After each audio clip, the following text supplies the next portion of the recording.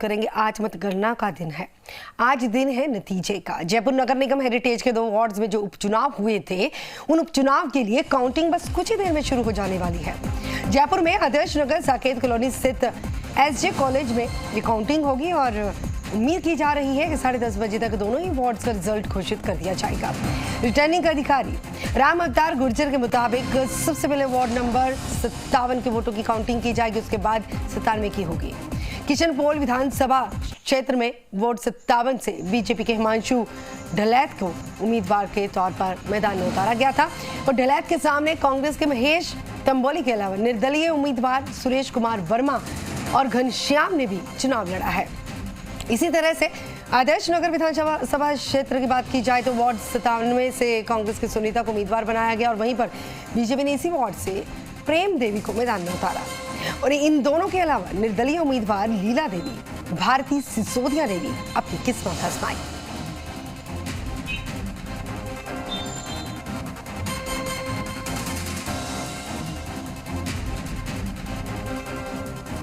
एक बार फिर से बता दें, वार्ड नंबर 57 और 97 में जो उपचुनाव हुए थे, उन चुनाव के नतीजों का आज दिन है। जाहिर सी बात है कि जो उम्मीदवार अपनी किस्मत आजमाने के लिए मैदान में उतारे गए थे, उन उम्मीदवारों की आज किस्मत का फैसला हो जाएगा। हालांकि उपचुनाव है, लेकिन उपचुनावों का अपना ही एक आधार, अपना ही एक महत्व होता है। तभी इन उपचुनाव को लेकर सबकी नजरें जो है वो टिकी हुई हैं नतीजों पर। बस कुछ ही देर में काउंटिंग का काम शुरू हो जाएगा, उसके बाद नतीजे घोषित कर दिए जाएंगे।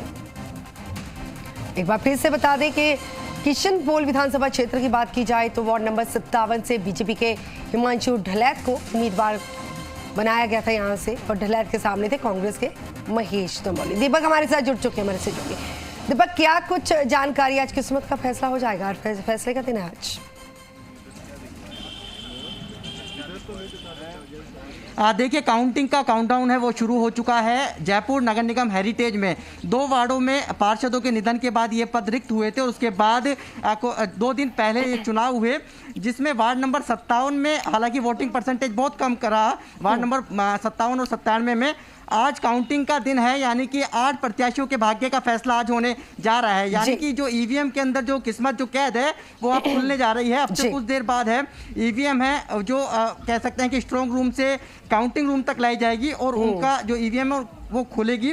यानी कि करीब 1 से 1.5 घंटे में दोनों वार्डों का रिजल्ट आ जाएगा, क्योंकि करीब 21,000 वोटर्स में से करीब 11,000 वोटर्स ने ही अपने मत का प्रयोग किया था। हालांकि सुबह जिस तरीके का रुझान मतदान के दिन देखने को मिला था, हालांकि दोनों ही पार्टियां देखिए दावे कर रही हैं जीत के, लेकिन जनता किसके सर पे ताज पहनाती है यह आज साफ हो जाएगी, पूरी तस्वीर साफ हो जाएगी। दोनों ही नगर निगम यदि 2020 के अंदर जब इलेक्शन हुए थे नवंबर में, तो एक वार्ड कांग्रेस के खाते में गई थी 1 सीट और 1 सीट बीजेपी के खाते में गई थी। लेकिन इसका असर यदि दोनों वार्डों में कांग्रेस जीत जाती है तो कांग्रेस के पास कुल मिला के 48 सीटें हो जाएंगी और यदि बीजेपी यदि दोनों सीटें जीत जाती है तो उनका आंकड़ा 43 के पास पहुंच जाएगा।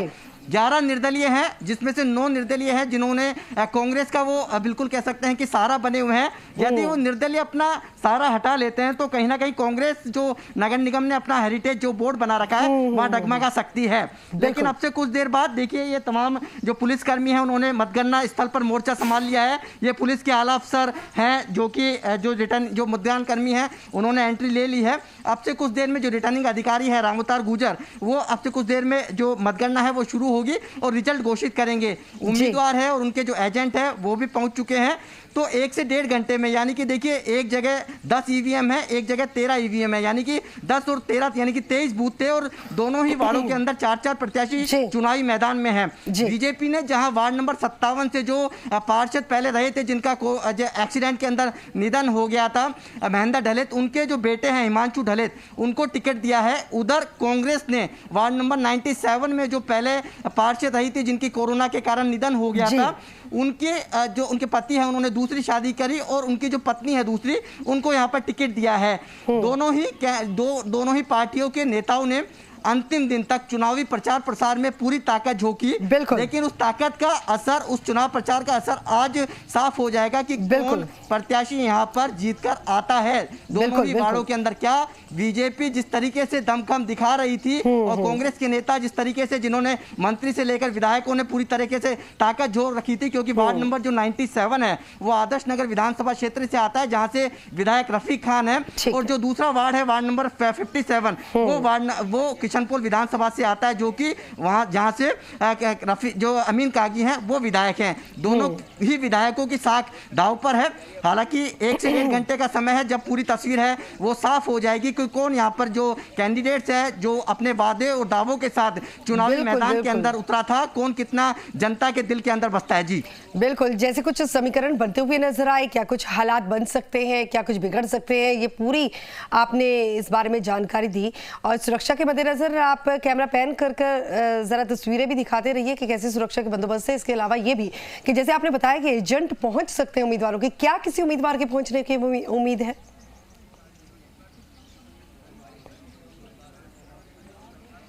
देखिए, कैंडिडेट्स हैं 8 के 8 वो यहाँ पहुंचेंगे।